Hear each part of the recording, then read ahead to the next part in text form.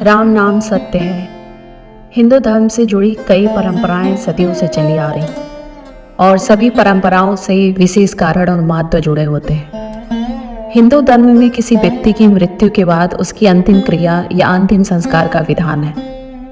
अंतिम क्रिया में मृतक की शव यात्रा निकाली जाती है।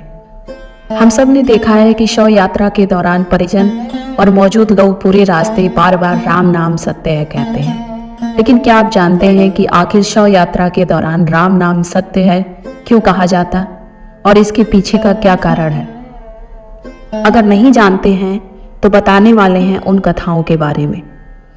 आप देख रहे हैं मंत्रमयी।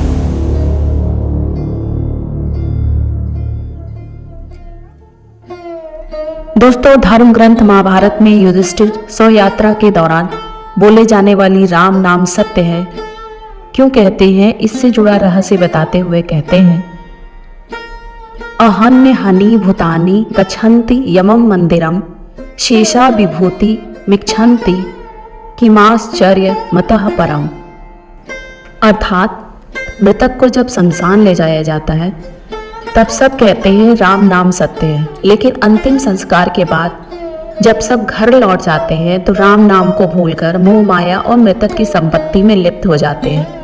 राम नाम सत्य है, सत्य बोलो गत है। राम नाम सत्य है मृतक को सुनाने के लिए नहीं कहा जाता, बल्कि यह मृतक के साथ चल रहे परिजन और लोगों को भी सुनाया जाता है कि राम नाम ही सत्य है। जब राम नाम बोलोगे तभी गति होगी। इसके अलावा एक और सच्ची घटना निहित है। गोस्वामी तुलसीदास जी हमेशा प्रभु श्री राम की भक्ति में लीन रहते थे।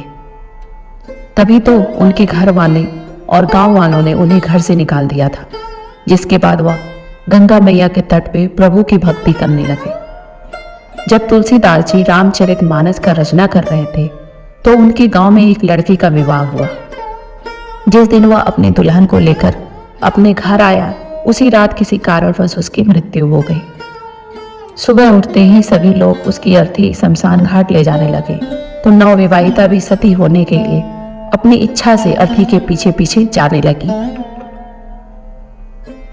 लोग उसी रास्ते से जा रहे थे जिस रास्ते में तुलसीदास जी की कुटिया पड़ती थी। नवविवाहिता की नजर तुलसीदास जी पे पड़ी तो दुल्हन ने सोचा कि अपने पति के साथ सती होने जा रही हूँ, आखिरी बार इन ब्राह्मण देवता को प्रणाम कर लेती हूँ। विधवा दुल्हन नहीं जानती थी कि यह तुलसीदास जी हैं।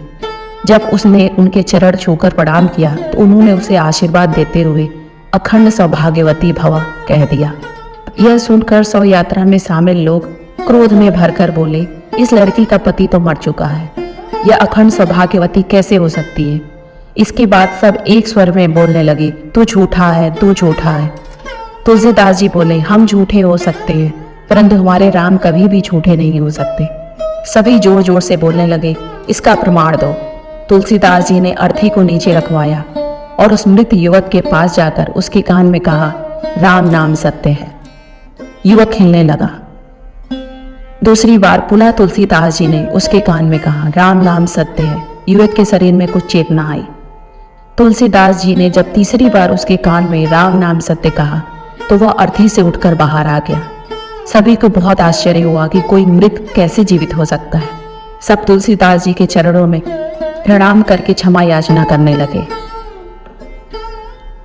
गोस्वामी तुलसीदास जी कहने लगे कि अगर आप लोग इस रास्ते से नहीं गुजरते तो मेरे राम के नाम को सत्य होने का प्रमाण कैसे मिलता? यह तो उस राम की लीला है, राम से बड़ा राम का नाम। उसी दिन से यह परंपरा शुरू हुई कि श्री राम का नाम सत्य है। शव यात्रा में राम नाम सत्य है कहने का एक कारण यह भी है कि मान्यता है कि मृत्यु के बाद भी हमारे कुछ अंग सक्रिय होते हैं, जिनमें कान भी एक है। इसलिए अंतिम समय में अमृत रूपी राम का नाम लिया जाता है, जिससे यह शब्द मृतक के कान में जाए और उसे मोक्ष की प्राप्ति हो। अगर आपको हमारे द्वारा बताई गई जानकारी पसंद आई हो तो कृपया हमारे चैनल को सब्सक्राइब करें और वीडियो को लाइक करें। आपका दिन शुभ और मंगलमय हो।